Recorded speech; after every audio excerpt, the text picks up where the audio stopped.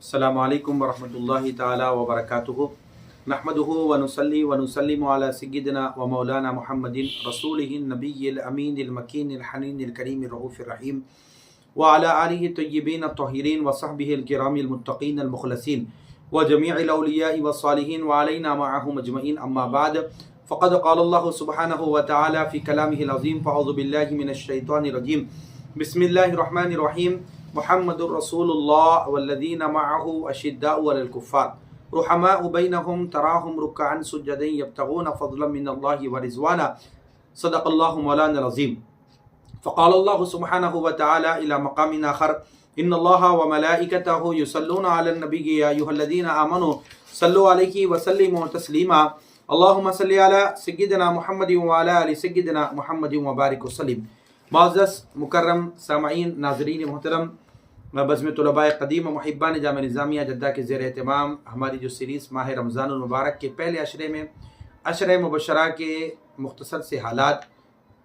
زندگی آپ کے سامنے جو ہے رکھی جا رہی ہے۔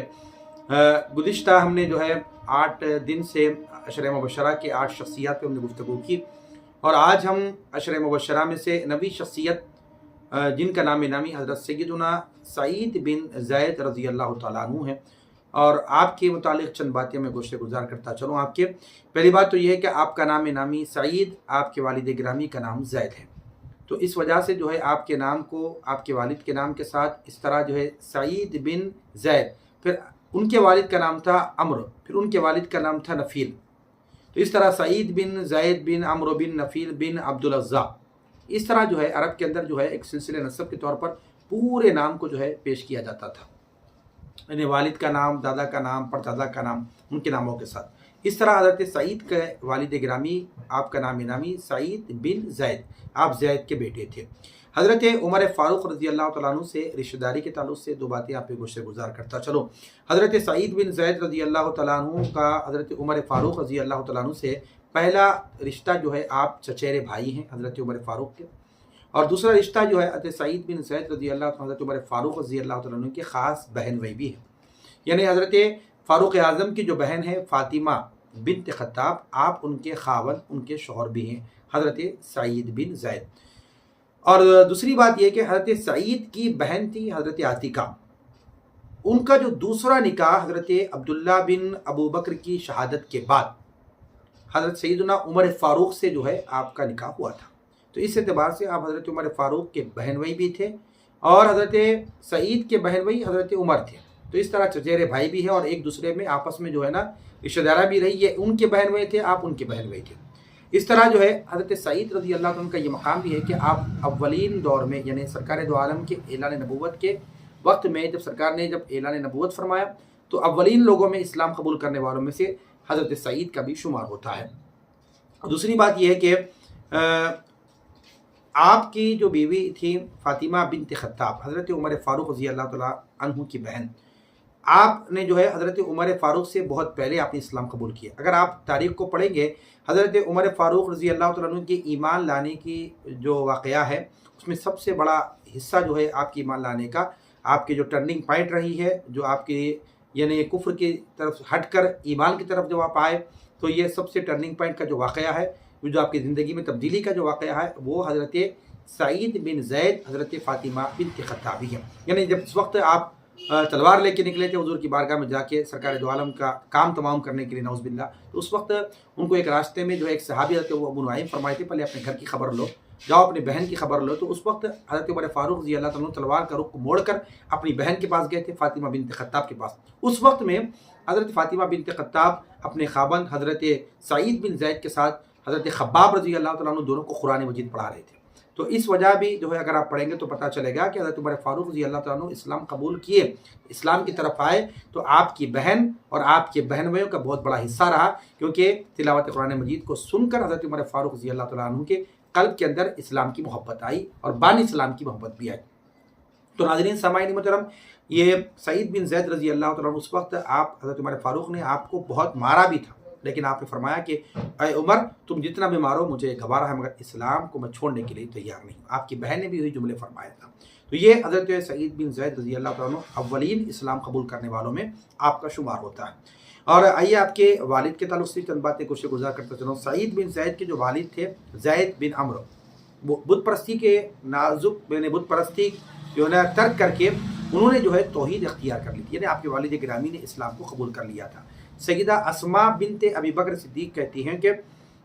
میں نے زید بن عمرو کو دیکھا، بہت بوڑھے تھے، کعبۃ اللہ میں پشت لگائے بیٹھا کرتے تھے، قریش سے کہا کرتے تھے اے قریش، اس ذات کی قسم جس کے قبضے قدرت میں زید بن عمرو کی جان ہے، میرے سوا تم میں سے کوئی ایک بھی دین ابراہیم پر نہیں ہے۔ پھر کہا کرتے کہ اے خدا، اگر مجھے معلوم ہوتا کہ تجھے کس طریقے سے عبادت زیادہ پیاری ہے تو میں اسی طرح تیری عبادت کیا کرتا، لیکن میں نہیں جانتا۔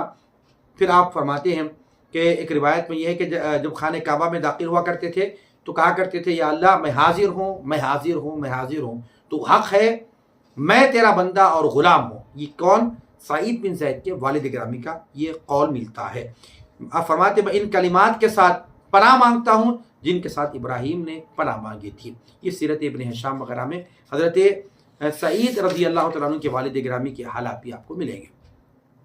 انہوں نے جو ہے حضرت زید رضی اللہ، حضرت سعید کے والد گرامی، انہوں نے جو ہے دین حنیف کی تلاش میں جزیرہ شام کا بھی آپ نے سفر کیا۔ مکہ معظمہ واپس سے آ رہے تھے، بنی لحم کی بستی والوں نے جو ہے نا، بنی لقم کی بستی والوں نے انہیں قتل کر دیا۔ ایک بار حضرت سعید حضرت عمر فاروق رضی اللہ عنہ نے مل کر نبی کریم صلی اللہ علیہ وسلم سے اپنے والد یعنی زید بن عمرو کے لیے مغفرت کی دعا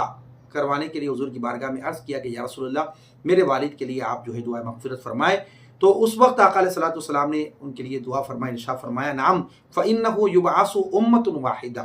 آقا علیہ الصلوۃ والسلام حضرت سعید رضی اللہ تعالیٰ عنہ کے والد کی اخم سرکار نے اس طرح دعا کی، فرمایا کہ بہتر میں دعا کروں گا وہ اکیلا بجائے خود ایک امت کے مساوی بنا کر اٹھایا جائے گا۔ سبحان اللہ۔ سرکار دو عالم نے حضرت سعید کے والد کے لیے دعا کی کہ وہ بروز محشر وہ اکیلا نہیں اٹھے گا بلکہ وہ ایک امت بن کر اٹھے گا، یعنی ایک امت کے مساوی بنا کر اٹھایا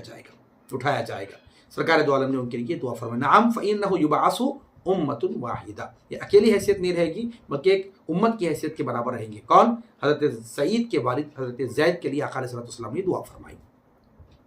اور اسی طرح جو ہے حضرت سعید بن زید رضی اللہ تعالیٰ عنہ کی پوری زندگی جو ہے خدمت اسلام کے لیے گزری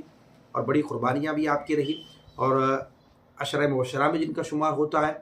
اور بد بلند درجے کے صحابی ہیں، السابقون الاولون میں ان کا شمار ہوتا ہے، اور اسی طرح آپ کی یہ زندگی بھی گزری۔ اور آپ سے کئی احادیث بھی حضرت سعید بن زید سے مرویات بھی، روایتیں بھی موجود ہیں۔ آپ کے وصال کے متعلق بھی تواریخ کے اندر بات موجود ہے کہ اختلاف کے ساتھ ہے، کسی نے 50 ہجری کہا، کسی نے 51 ہجری کہا، کسی نے 55 ہجری کہا۔ بمقام عقیق آپ رضی اللہ تعالیٰ عنہ نے انتقال فرمایا، عقیق کے مقام پر آپ نے جو ہے نا انتقال فرمایا، بمقام عقیق۔